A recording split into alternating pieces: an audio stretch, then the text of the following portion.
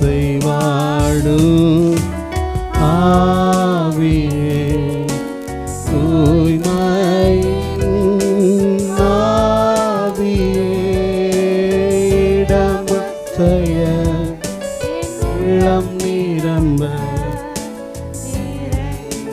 வாருமே. ஹல்லேலூயா. ஆண்டவரே, எங்கள் உள்ளம் நிரம்பும்படியாய், ஆண்டவரே உம்முடைய நாமம் மகிமைப்படும்படியாக கர்த்தர் மகிமையான காரியங்களை இந்த காலைகளிலே இந்த ஆராதனையில் தேவன் நீர் செய்து உம்முடைய நாமத்தை உயர்த்தும்படியாய் ஜெபிக்கிறேன் ஐயா. உம்முடைய நாமத்தை மகிமைப்படுத்துகிற பிரஸ்தாவப்படுத்துகிற எந்த இடத்தில் நான் வருவேன் என்று சொன்ன தேவன் உம்முடைய மகிமையின் பிரசன்னத்தோடு இறங்கி வாரும். கர்த்தருடைய கிருபையினால் இந்த காலைகளிலே நாங்கள் களிகூற எங்களுக்கு உதவி செய்யும்படியாய் ஜெபிக்கிறோம். தேவனே, உம்முடைய கிருபை எவ்வளவு அருமையானது. மனுபுத்திரர் உம்முடைய செட்டைகளின் நிழலிலே வந்து அடைகிறார்கள் என்ற வார்த்தையின்படி இந்த காலை வேளையிலே உம்முடைய செட்டைகளின் நிழலில் எங்களுக்கு ஆண்டவரே வந்து சேருகிற ஒரு கிருபைகளை உம்முடைய ஜனங்கள் ஒவ்வொருவருக்கும் தந்துருளும்படி ஆய்ச்சிப்பிக்கிற ஐயா. கர்த்தருடைய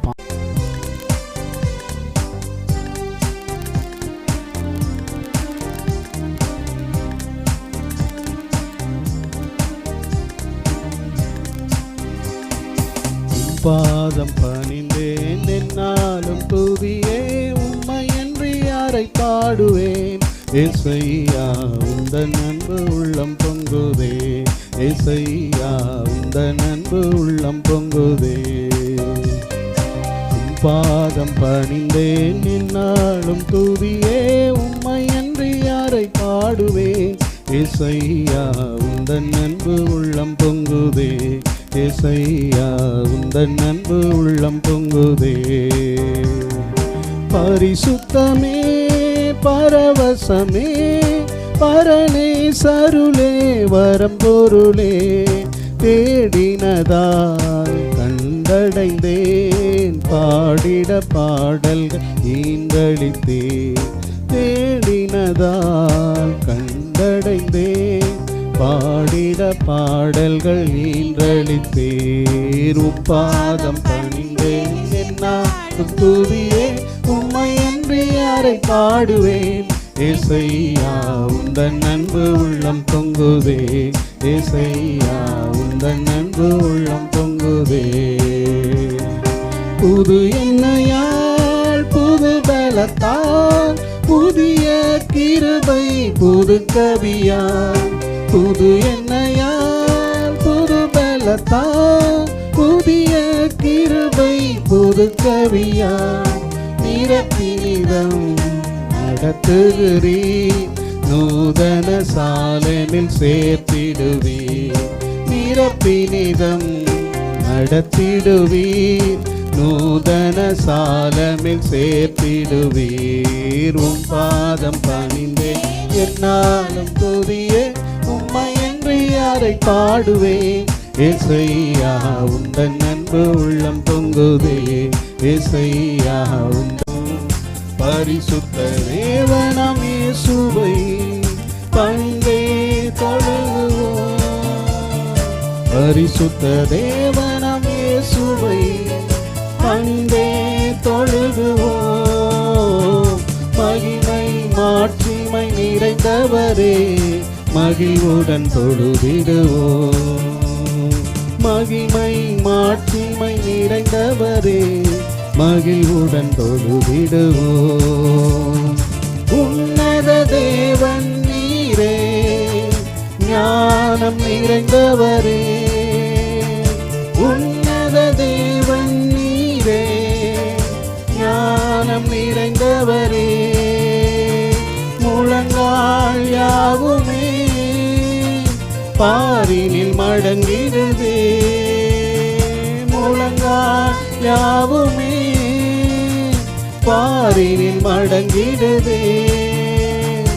உயர்ந்தவரே சிறந்தவரே என்றும் தொழுதிடுவோம். உயர்ந்தவரே சிறந்தவரே என்றும் தொழுதிடுவோம். மகிமை மாட்சிமை நிறைந்தவரே. சரி, நான் சொல்கிறத கவனமாக காதில் கேளுங்க. கர்த்தர் உங்களை ஆசீர்வதிப்பாராக. சரிங்களா? அதனால் ஆண்டவருடைய வார்த்தை ஒரு கடுகு விதைக்கு தேவனுடைய ராஜ்யத்தை ஒப்பிடுகிறார். அப்போ என்னென்னா, பூமியில் உள்ள எல்லா விதைகளிலும் கடுகு சிறியதாக இருந்தாலும் அது விதைக்கப்படும் பொழுது சிறியதாகத்தான் இருக்கிறது. விதை என்பது தேவனுடைய வார்த்தை. ஹல்லேலூயா. இப்போ இன்றைக்கி நான் எதை சொல்லிக்கிட்டு இருக்கிறேன்? கடவுளுடைய வார்த்தை உங்களுக்கு நான் சொல்லி கொண்டிருக்கிறேன். அப்போ இந்த வார்த்தையானது நமக்குள்ள, நம்முடைய நல்ல நிலமாகிய இந்த இருதயத்துக்குள்ளே என்ன செய்யப்படுகிறது? விதைக்கப்படுகிறது. ஹல்லேலூயா. சில வேளைகளில் ஆண்டவருடைய வார்த்தை உலகத்தில் இருக்கிறவங்களும் மக்களுக்கு இந்த வார்த்தை ரொம்ப அற்பமாக தெரியும். அப்படி தானே? சிலருக்கு புரிந்து கொள்ள முடியாது. சில வார்த்தை பாருங்கள், என்னத்தையோ போதிக்கிறாங்க, என்னமோ செய்கிறாங்க, என்னமோ ஆராதிக்கிறாங்க. சிலவங்க உணர்ந்து கொள்ளுகிறவர்கள் பாக்கியவான்கள். பைபிளில் தெளிவாய் போட்டுக்கிறது, ஞானவான்களோ உணர்ந்து கொள்வார்கள். ஆனால் உணர்ந்து கொள்ள முடியாதபடிக்கு, இன்றைக்கு ஆண்டவருடைய வார்த்தையை புரிந்து கொள்ள முடியாதபடிக்கு, தெரிந்து கொள்ள முடியாதபடிக்கு அநேகர் இன்றைக்கு இடறி கிடக்கிறார்கள். ஆனால் நீங்களும் நானும் ஆண்டவருடைய வார்த்தையாகிய இந்த வார்த்தையை நம்முடைய இருதயத்திலே இன்றைக்கு நீங்களும் நானும் பெற்றிருக்கிறோம். ஹல்லேலூயா சொல்லுவோமா? ஹல்லேலூயா. அப்போ அதனால் நல்லா கவனிங்க. இந்த வார்த்தையை நான் சொல்லுகிறேன் அப்படின்னா, இந்த வசனம் எங்கே போகுதுன்னா உங்களுடைய சிந்தைக்கு போகக்கூடாது. முதல்ல எங்கே போகணும்? உங்களுடைய இருதயத்துக்கு போகணும். ஆமென். மைண்டில் நீங்கள் வச்சிங்கன்னா அது இங்கே இருந்துட்டு உடனே அகன்று போயிடும். அம்மா சொன்ன மாதிரி பேப்பரில் எழுதியும் கொடுக்கலாம், 2 நாள் பார்ப்பீங்க, மறந்து போயிடும் 3ஆம் நாள். ஆனால் வார்த்தைகளை, வசனங்களை உள்ள இருதயத்தில் வச்சுட்டிங்கன்னா அது என்னாலும் தங்கியிருக்கும். ஹல்லேலூயா சொல்லுங்கள். ஹல்லேலூயா. அப்போ வசனத்தை நம்முடைய இருதயத்தில் வைக்கணும். அப்போ வார்த்தைகளை நம்முடைய இருதயத்தில் வைக்கணும். அப்போ விதை என்பது தேவனுடைய வசனம். இப்போ நான் உங்களுக்கு இந்த வசனத்தை தான் நான் போதிச்சுக்கிட்டு இருக்கேன். அப்போ இந்த வசனம் உலகத்தில் இருக்கிற மற்ற மாணவர்களுடைய பார்வைக்கு அது சிறியதாக இருக்கும், அற்பமாக இருக்கும். ஆனால் இந்த வார்த்தை உங்களுடைய இருதயத்தில் போயிடுச்சுன்னா அது சும்மா இருக்காது, அது ஒரு நாள் அது வளரும். ஹல்லேலூயா சொல்லுங்களேன். ஹல்லேலூயா. அந்த வார்த்தையானது வளரும். ஏன்னா பைபிளில் தெளிவாய் போட்டிருக்கிறது, ஆகாரத்தை மேல் தண்ணீர்கள் மேல் போடு, அநேக நாட்களுக்கு பின்பு அதன் பலனை காண்பாய். சில வேளைகளில் நாம் தண்ணீரில் போடும் பொழுது, விதையாகி ஆண்டவருடைய வசனத்தை, ஆகாரமாகிய கர்த்தருடைய வார்த்தைகளை நாம் ஜனங்கள் மத்தியில் போடும் பொழுது, தண்ணீரில் போடு அப்படின்னா, தண்ணீர் என்பது திரளான ஜனக்கூட்டம். அப்போ இந்த திரளான ஜனக்கூட்டத்துக்கு ஆண்டவருடைய வார்த்தையை நம்ம விதைக்கும் பொழுது அதன் பலன் உடனே வராது. இப்போ நீங்கள் நினச்சிங்கன்னா ஒரு செடியை போட்டேன்னா அது உடனே வந்துடுதா? இப்போ இந்த நம்ம வீட்டில் பின்னாடி இருக்கிற செடி பார்த்தீங்கன்னா, அந்த பாருங்கள், பின்னாடி பாருங்களேன், ரோஸெல்லாம் அழகாக பூத்துருக்கு. ஆனால் இதை எங்கள் மாமியார் அதை வைக்கிறதுக்கு எவ்வளோ பிரயாசப்பட்டு ஊர்லேருந்து ஒரு சின்ன செடியாக தான் கொண்டு வந்து நட்டு வச்சு அந்த தொட்டியை உருவாக்கி, எனக்கு இந்த மண்ணெல்லாம் வேணும்னு கேட்பாங்க. நான் சில நேரங்களில் போய் அவங்களுக்கு வாங்கிட்டு வருவேன். சில நேரம் அவங்களே எல்லாம் இப்போ ரெடி பண்ணி கொண்டு வந்து அதுக்கு தேவையானதெல்லாம் போட்டு அநேக நாட்களுக்கு பின்பு தான் நம்ம அதனுடைய பலனை பார்க்குறோம். உண்மையாக தானேங்க?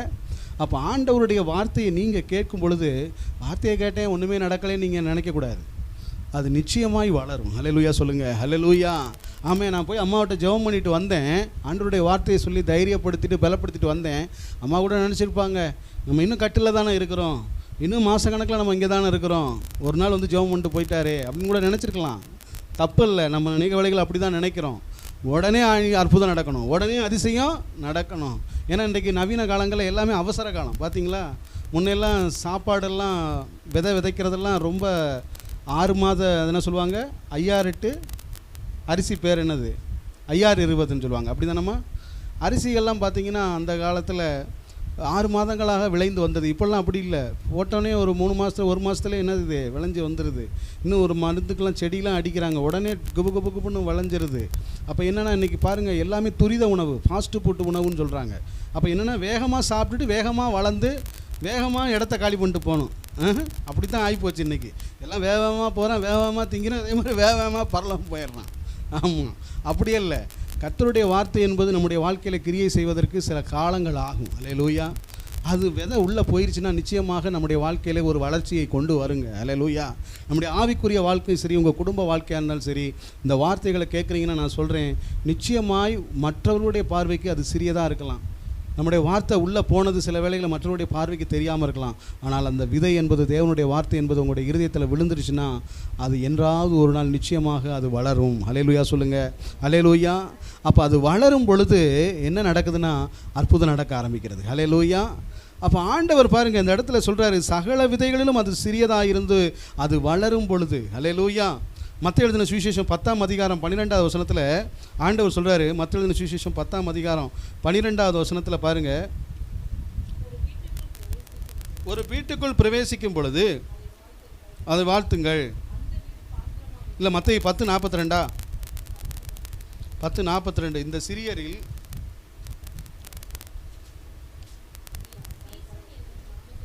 சீசர் என்னும் நாமத்து நிமித்தம்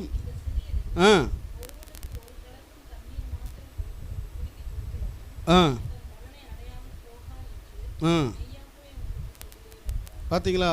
இந்த சிறியரில் ஒருவனுக்கு ஒரு கலசம் தண்ணீர் கொடுத்தாலும் அதன் பலனை அடையாமல் போகணும். நீங்கள் ஆண்டவருடைய ஊழியக்காரன் என்கிற நாமத்து நிமித்தம் வர ஊழியக்காரங்களுக்கு நீங்கள் ஒரு தண்ணி கொடுத்தா கூட அதன் பலன் உங்களுக்கு இருக்குது. அல்லேலூயா. அப்போ பாருங்கள், ஒரு ஊழியக்காரனை எப்படி கணம் பண்ணுறாங்க உலகத்தில். ஆண்டவரை எப்படி ஐடென்டிஃபை பண்ணி சொல்கிறாருன்னா இந்த சிறியரில் அப்படின்னு தான் சொல்கிறாரு. நம்மளை யாரும் ஆண்டவர் பெரிய ஆள்னு சொல்லலை, ஏன்னா பெரியவர் அவர் ஒரு ஆள் தான். அல்லேலூயா. ஆனால் இன்றைக்கி உலகத்தில் இருக்கிறவங்க தான் நான் பெரிய ஆள்னு சண்டை விட்டுக்கிட்டே இருக்கிறாங்க. ஆனால் ஆண்டவர் சொன்ன வார்த்தையை பாருங்கள், என் நாமத்து நிமித்தம் இந்த சிறியரில் ஒரு கலசம் தண்ணீர் கொடுத்தாலும் அவன் பலனை என்ன செய்ய மாட்டான், அடையாமல் போக மாட்டான். அப்போ ஆண்டவர் நம்மளை ஐடென்டிஃபை பண்ணும்போதே சிறியவராக தான் ஐடென்டிஃபை பண்ணுறாரு. ஆனால் அவருடைய வார்த்தை நம்ம உள்ளே போகணுன்னு நம்ம பெரியவராக மாறிடுறோம். அல்லேலூயா சொல்லுங்களேன். அல்லேலூயா. இப்போ தான் பெரிய ஆளாக மாறுறோம். ஆமென். நம்ம சிறியவர்கள் தான், ஆனால் ஆண்டவருடைய வார்த்தை நமக்குள்ளாக உள்ளே போகும் பொழுது நாம் பெரியவராக மாறிடுறோம். ஏன்னா ஆண்டவருடைய வேதம் சொல்லுகிறது, இதோ உலகத்தில் இருக்கிறவர்னு உங்களில் இருக்கிறவர் எப்படிப்பட்டவர், பெரியவர். அல்லேலூயா. உலகத்தில் இருக்கிற மனுஷங்குள்ளே பணம் இருக்கும், அவன் இருதயத்தில் பணம் இருக்கும், அவன் இருதயத்துக்குள்ளே பூரா பெருமை இருக்கும், மேட்டிமை இருக்கும், அகந்தை இருக்கும், அகங்காரம் இருக்கும். இதை தான் அவன் பெருமையாக நினச்சிக்கிட்டு இருப்பான். ஆனால் நமக்குள்ளே இருக்கிறவர் ஏசப்பா உள்ளே இருக்கிறதுனால நீங்கள் தான் பெரியவர். அல்லேலூயா. ஆனால் மற்றவர்களுடைய பார்வையில் அந்த விதைக்கப்பட்ட தேவ வார்த்தையானது உள்ளே போயிருக்கிறது அவங்களுக்கு தெரியாது. ஆனால் உள்ளே நமக்குள்ளே அந்த வசனம் போனதுனால நாட்கள் வரும் அருமையானவர்களே, நாம் கர்த்தர் நம்மை வளரச் செய்கிறவர். அல்லேலூயா. அல்லேலூயா. அதனால் தேவ வசனம் உங்களுக்குள்ளே போயிடுச்சுன்னா நான் சொல்கிறேன், நிச்சயமாக நீங்கள் இப்படியே இருக்க மாட்டீங்க, உங்களுடைய வாழ்க்கை உயரும். ஆமென். உங்களுடைய வாழ்க்கை தரம் எப்படி உயரும். பெரியவங்களாம் நீங்கள் மாற்றப்படுவீங்க. ஏன்னா பைபிளில் பார்க்குறோம், தாவீதோ வர வர விருத்தி அடைந்து வர எப்படி ஆனானா பலத்தான், வர வர பெரியவனானான். ஆபிரகாமு கூட அப்படி தான் போட்டிருக்கு, ஆபிரகாம் வர வர ஐஸ்வர்யவனாகி விருத்தி அடைந்தான். அல்லேலூயா. அப்போ ஆண்டவருடைய ஆசீர்வாதம் என்னன்னா, அழைக்கும் பொழுது ஆபிரகாமை ஒருத்தனாக தான் அழைக்கிறாரு. தெரிந்தெடுக்கும் பொழுது தாவீதை ஒரு ஆட்டு மந்தை கிடையில ஒருவனாய்த்தான் அவனை தேர்ந்தெடுக்கிறார் வனாந்தரத்தில். ஆனால் அவனை ஆசீர்வதிக்கும் பொழுது அவனை விருத்தி அடைய பண்ணுகிறார். அல்லேலூயா. அவனை ஆசீர்வதிக்கும் பொழுது அவனை பலத்து பெருகச் செய்கிறார். அவனை ஆசீர்வதிக்கும் பொழுது மற்ற ஜனங்களை பார்க்கலும் மேன்மையாக கர்த்தர் உயர்த்தி அவனை பெரியவனாக மாற்றுகிறார். அல்லேலூயா. ஆபிரகாமை குறித்து பார்க்குறோம், அவன் பெரிய சீமானாக இருந்தான் என்று பார்க்குறோம். அப்படியாக தேவனுடைய வார்த்தையை சுமக்கிற நீங்களும் நானும் வார்த்தை உள்ளே போயிடுச்சுன்னா நிச்சயமாக நம்முடைய வாழ்க்கை ஒரு நாள் வளர்ந்தே தீரும். அல்லேலூயா. அது வளரணும். அது வளரலைன்னா நம்ம மேலே தான் மிஸ்டேக். ஏன்னா வார்த்தை இன்னும் உள்ளே போகலைன்னு அர்த்தம். ஆனால் விதை தேவனுடைய வார்த்தை உள்ள ஆழமாக போயிடுச்சுன்னா நம்முடைய வாழ்க்கை செழிப்பாக மாறும். அல்லேலூயா சொல்லுங்கள். அல்லேலூயா. அல்லேலூயா. பாருங்கள், ஒரு விதையே போட்டால் கூட முளைக்குதுங்க. இன்னும் எத்தனை விதைகளை நம்ம இன்னும் போடவே இல்லை. என்ன பாருங்கள், இந்த பின்னாடி பார்த்தீங்கன்னா காலி இடமா இருக்குது. அங்கே யார் விதையவா போட்டாங்க, அது பாட்டுக்கு செடி முளைச்சிக்கிட்டு இருக்குது. இந்த பாருங்கள், பின்னாடி பாருங்கள், இங்கிட்டு காடாட்டம் இருக்குது செடியெல்லாம், யாரும் விதையை போடலை. அப்போ நம்ம தூவுகிற விதைவிலும் வருது, தூவாததில் கூட ஆண்டவர் என்ன செய்கிறாரு, விளையச் செய்கிறவர். அதனால தான் வசனம் சொல்லுகிறது, நடுகிறவனாலும் அல்ல, நீர் பாய்ச்சுகிறவனாலும் அல்ல, விளையச் செய்கிற தேவனாலே எல்லாம் ஆகும். ஏன்னா அவர் தான் விளையச் செய்வார். இப்போ எத்தனையோ பேர் செடி வைக்கிறாங்க ஆனால் வரல, எத்தனையோ பேர் தண்ணி ஊற்றுறாங்க வரல. அப்போ என்னென்னா, நல்ல நிலம் என்று ஒன்று உண்டு. அல்லேலூயா. நீங்கள் பொல்லாத நிலத்தில் போய் என்ன விதைச்சாலும் அது என்ன செய்யாதுங்க, வராது. அதனால் நம்முடைய இருதயம் நல்ல இருதயமாக இருந்தால் தேவனுடைய வார்த்தை உள்ளே போச்சுன்னா நிச்சயமாக வளரும். அப்போ நம்ம இருதயத்தில் சில நேரங்களில் வளரலை அப்படின்னா நம்ம மேலே குறை இருக்குன்ற அர்த்தம். நம்ம திருத்திக்கணும். ஆண்டவரே, அப்போ என்னுடைய இருதயத்தை, இந்த பாறையான இருதயத்தையெல்லாம் உடைச்சி ஒரு நல்ல இருதயமாக என்னை மாற்றுங்க ஆண்டவரே. நீங்கள் ஒப்பு கொடுத்துட்டிங்கன்னா இந்த வார்த்தை உங்களுக்குள்ளாக போகும் பொழுது நிச்சயமாக உங்களுடைய வாழ்க்கை ஆசீர்வதிக்கப்படும். அல்லேலூயா சொல்லுங்கள். அல்லேலூயா. அல்லேலூயா. எபிரேயர் 11:24 பார்க்குறோம். எபிரேயர் 11:24 இப்போ நம்ம வாசித்தது தான். வாசிங்க. எபிரேயர் 11:24.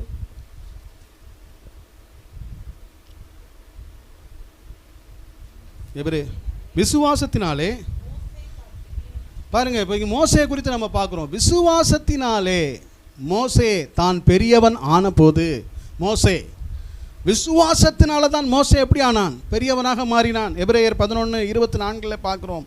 விசுவாசத்தினாலே மோசே பெரியவனான பொழுது,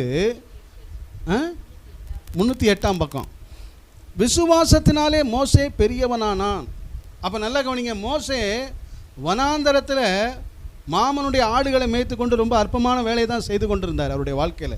முதல் 40 வருஷம் ஏரோது அரண்மனையில், அங்கே பார்வோன் அரண்மனையில் அவருடைய வாழ்க்கை எகிப்தில். பின்பதாக 40 வருஷம் மாமா வீட்டில் ஆடு மேய்க்கிற வேலை. ஆனால் ஆண்டவர் ஒரு தேவ திட்டம் வரும் பொழுது வனாந்தரத்திலே எரிகிற முட்செடியின் நடுவிலே நின்று தோன்றி கர்த்தர் பேசினார். அல்லேலூயா.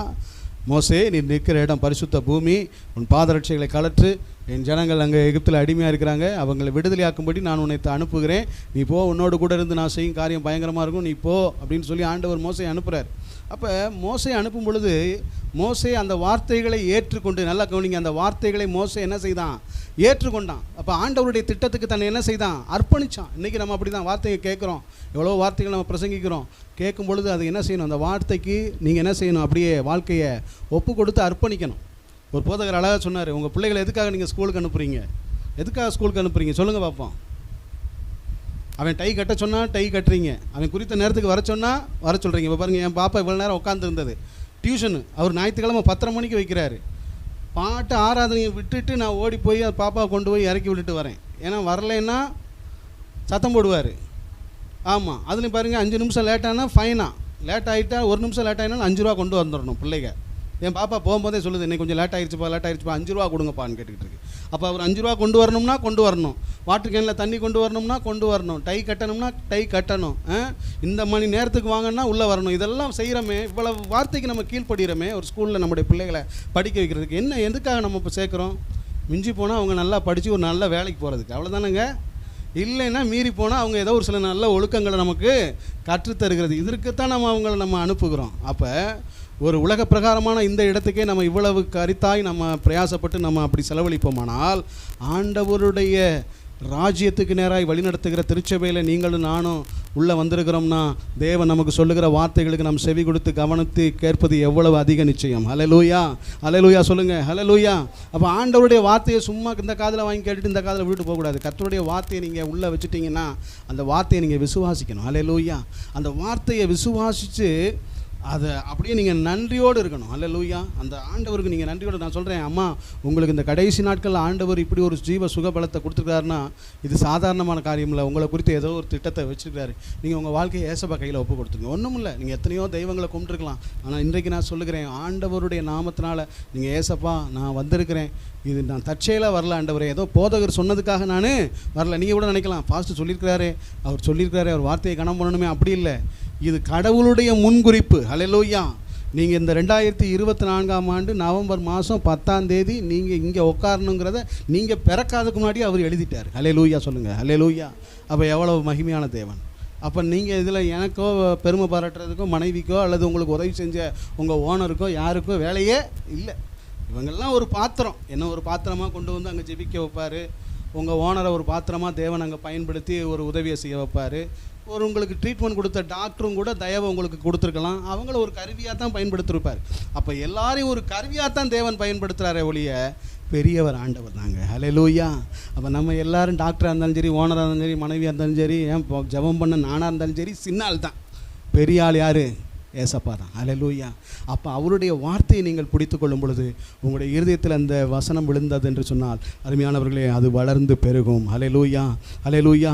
அது வளர்ந்து பெருகும். ஆமென். ஒரு காரியத்தை நம்ம வாசிப்போம். எபேசியருக்கு எழுதின 4ஆம் அதிகாரம் 11வது வசனத்தை நம்ம வாசிப்போம். எபேசியர் 4ஆம் அதிகாரம் 266ஆம் பக்கம், புதிய ஏற்பாடு 266 புதிய ஏற்பாடு, எபேசியர் 4ஆம் அதிகாரம் 11வது வசனம் வாசியுங்கள்.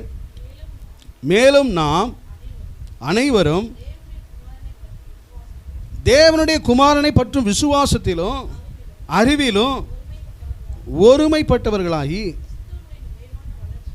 பாருங்க, கிறிஸ்துவனுடைய நிறைவான வளர்ச்சியின் அனுபவத்திற்கு அளவுக்கு தக்க, அதான் ரொம்ப முக்கியம், பூரண புருஷர் ஆகும் வரை, அதுதான் வளர்ச்சி. ஹல்லேலூயா.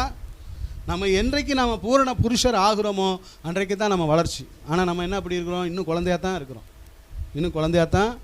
இன்னும் ஆராதனையில் இன்னும் பாடுங்க, கை தட்டுங்க, சத்தத்தை உயர்த்தி பாடுங்க, உற்சாகமாக பாடுங்க, கம்பீரமாக பாடுங்கன்னு நம்ம டீச் பண்ணிக்கிட்டே இருக்க வேண்டியது இருக்குது.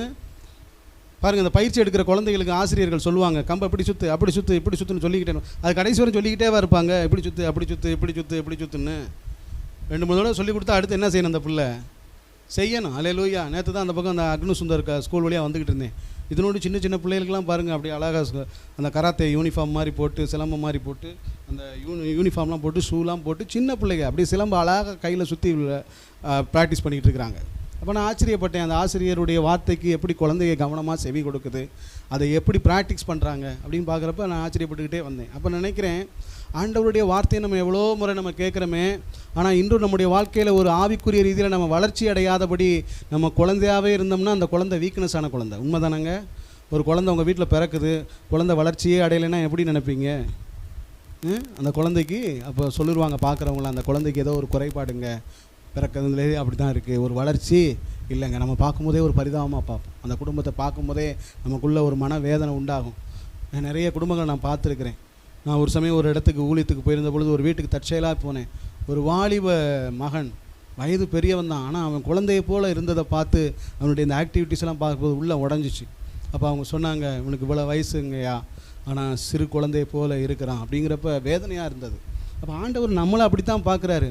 அவருடைய வார்த்தையை நம்ம உள்ளே விதைக்கிறாரே, நம்ம வசனத்தை கேட்குறோமே, நம்முடைய ஆவிக்குரிய வாழ்க்கையில் ஒரு வளர்ச்சி இருக்கா நம்ம பரிசோதனை பண்ணி பார்க்கணும். ஒவ்வொரு நாளும் நம்ம பரிசோதனை பண்ணி பார்க்கணும். ஆண்டவரே, நான் சபைக்கு வந்து இத்தனை வருஷம் ஆச்சு, ரட்சிக்கப்பட்டு இத்தனை வருஷம் ஆச்சு, உண்மை பின்பற்றி இத்தனை வருஷம் ஆச்சு, ஆண்டவரே என் வாழ்க்கையில் ஏதாவது ஒரு வளர்ச்சி வந்திருக்கிறதா என்று நாம் சிந்தித்து பார்க்கணும். ஹல்லேலூயா. அம்மா வந்திருக்கிறாங்கன்னா அவங்க குழந்தை மாதிரி தான், ஆனால் அவங்கள விட சீனியர் நீங்களும் நானும். ஹல்லேலூயா சொல்லுங்கள். ஹல்லேலூயா. ஏன்னா அவங்களுக்கு முன்னாடி ஏசப்பாவை அறிந்து கொண்டோம். உண்மைதானே? இப்போ நான்லாம் பார்த்தீங்கன்னா 15 வருஷமாக ஊழியக்காரனாக இருக்கிறேன். அப்போ அந்த அம்மாவை போய் எனக்கு அவங்கள ஒப்பிட முடியுமா? அப்போ ஆண்டவர் என்னிடத்தில் ஒரு பெரிய வளர்ச்சியை எதிர்பார்ப்பார். அவங்க இப்போ குழந்தையாக இருக்கலாம், ஆனால் 15 வருஷம் கழித்து அம்மாவிட்ட ஆண்டவர் கேட்பார், நீ இன்னும் வளரணுமா அப்படின்னு. ஹல்லேலூயா. அப்போ நான் சொல்லுகிறேன், நம்முடைய வாழ்க்கையில் நாம் வளர்ச்சி அடையணுங்க. இங்கே பைபிளில் போட்டிருக்கு, பூரண புருஷராகும்படி நாம் வளர்ச்சி அடைய வேண்டும். ஹல்லேலூயா. அதுக்காக நான் முதல்ல சொன்னேன், ஆபிரகாம் வளர்ந்தான், மோசே வளர்ந்தான், தாவீது என்ன செய்தான்? வளர்ந்தான். ஹல்லேலூயா. அருமையானவருடைய நம்முடைய வாழ்க்கையில் அதுதான் வளர்ச்சி இருக்கணும். ஆரம்பத்தில் அற்பமாக அந்த ஆபிரகாமுக்கு ஆண்டவர் அழைக்கும்போது அவருடைய பேர் என்னென்னா ஆபிரகாம் கிடையாது, அபிராம். அபிராமே கூப்பிட்டாரு. அப்புறம் தான் ஆண்டவர் சொன்னார், அப்பா உன் பேர் அபிராம் கிடையாது, இனி உன் பேர் என்னது? ஆபிரகாம். ஏன்னா ஆபிரகாம்னா என்ன அர்த்தம் தெரியுமா? திரளான ஜாதிகளுக்கு தகப்பன். இப்போ உனக்கு பிள்ளையே இல்லை, வயசு 100 வயசு ஆயிடுச்சு, நீ எனக்கு குழந்தை இல்லைன்னு கேட்டு அழுகிறேன்ட்ட, நான் உனக்கு சொல்கிறேன், உன் பேர் இனி அபிராம் எனப்படாமல் ஆபிரகாம் எனப்படும். ஏன்னா இனிமேல் உன்னிடத்தில் பிறக்க போகிற குழந்தைகள் சந்ததி பெரியதாக இருக்கும், அதனுடைய சந்ததி வானத்து நட்சத்திரங்களைப் போல பெரிதாக இருக்கும் என்று ஆண்டவர் சொன்னார்.